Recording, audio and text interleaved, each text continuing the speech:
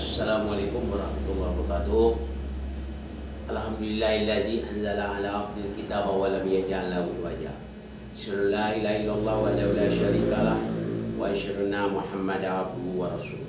Allahumma sholli ala Muhammad wa ali Muhammad. Allahumma sholli ala Muhammad wa ali Muhammad. Pertanyaan datang dari Bapak Kamarudin. Ustaz, di dalam Quran surah yang ke-42 ayat 23 yang bunyinya, katakanlah ya Muhammad, aku tidak akan mengharap upah atau imbalan atas dakwaku ini, melainkan kecintaanmu kepada keluargaku. Yang saya tanya di sini, ada juga orang yang mengartikan kurba di sini adalah ahlul bait Nabi. Ada juga mengatakan itroti. Sebenarnya yang benar itu mana, Ustaz? Tolong Ustaz jelaskan sejelas-jelasnya. Assalamualaikum warahmatullahi wabarakatuh. Memang di dalam Al-Quran Syu'ara tuh ayat 23 yang bunyinya, Qul la as'alukum alaihi ajran illa mawaddata fil qurba. Kurba, kita harus tahu. Kita tahu menurut dalam bahasa Arab, kata-kata kurba itu berasal dari akar kata qoraba. Telah dekat, yaqrabu, dekat, kurbana, pendekatan, ya. Qorib itu dekat. Jadi yang dimaksud dari ayat ini, kalau kita jelas, saya jelas ya, kurba itu artinya orang yang terdekat dengan Nabi. Jadi kata Nabi, kalau kita artikan, katakanlah ya Muhammad kepada mereka, aku tidak mengharap upah sedikit pun dari kalian, melainkan kecintaan kalian kepada orang yang terdekat dengan aku. Betul gitu maksudnya. Itu yang paling jelas. Orang terdekat, siapa orang terdekat? Dengan Rasul. Yang pertama adalah Ali bin Abu Talib, Fatimatul Zahra, Hasan dan Husain. Kalau kita kembali dalam ayat ini, kata-kata kurba itu tidak ada beda dengan kata ahlul bait. Kurba itu artinya orang paling dekat dengan Rasul. Siapa yang paling dekat dengan Rasul? Ahlul bait Nabi. Ada di sini kata antum apa? Kata antum itroti.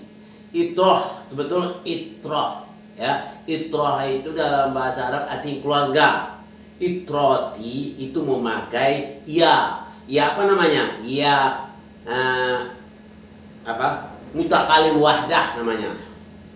Mutakalim wahdah itu ya yang mengatakan artinya saya. Itu mutakalim wahdah. Ada dua mutakalim namanya pada bahasa Arab. Ada mutakalim wahdah, itu artinya saya. Ada mutakalim bighairil nafsi. Itu mutakalim bighairil nafsi itu artinya untuk membesar diri. Itu sering disebut dengan kata kami, atau dalam bahasa Al-Quran atau dalam bahasa Arab disebut nahnu. Itu nama mutakalim bighairil nafsi, untuk membesarkan diri, ya. Jadi itu, dan maknanya dari kurba di sini adalah sama dengan itrah, keluarga yang terdekatku, sama. Ahlul bait artinya yang terdekat. Jadi yang arti yang sebenarnya sifatnya ahlul bait atau keluarga di sini yang sifatnya khusus.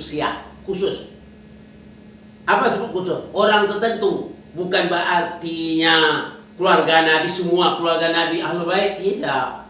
Bukan gitu maksudnya. Yang sifatnya ahlul bait atau itrah atau yang kurba di sini sifatnya khusus orang yang tertentu. Siapa orang tertentu? Itulah yang kata Nabi, ya. Itu adalah Ali bin Abu Talib, Fatimatul Zahra binti Rasulullah, anak putrinya. Yang ketiga Hasan, cucunya, dan Husain, cucunya juga. Jadi orang itulah yang dikatakan itrah Nabi atau ahlul bait Nabi atau kurba, orang yang terdekat dengan Nabi, ya. Itu dalam surat ke-42 ayat 23 ya, 4 sekali. Di sini dan penjelasan dari hadis dalam kitab Syahidul Tanzil, sama yang saya tafsirkan namanya. Syahidul Tanzil oleh Al-Hakim Al-Haskani Al-Hanafi, jilid 2 halaman 130.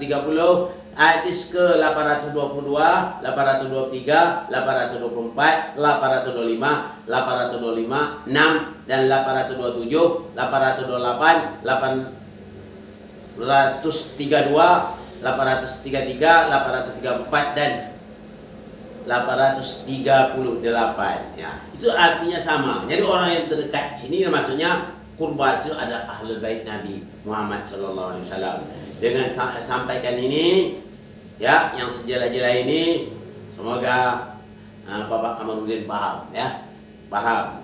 Kalau tidak paham boleh tanya langsung dengan saya atau datang saja ke alamat saya atau lewat via WhatsApp maupun email ya, atau via telepon. Oke. Assalamualaikum warahmatullahi wabarakatuh.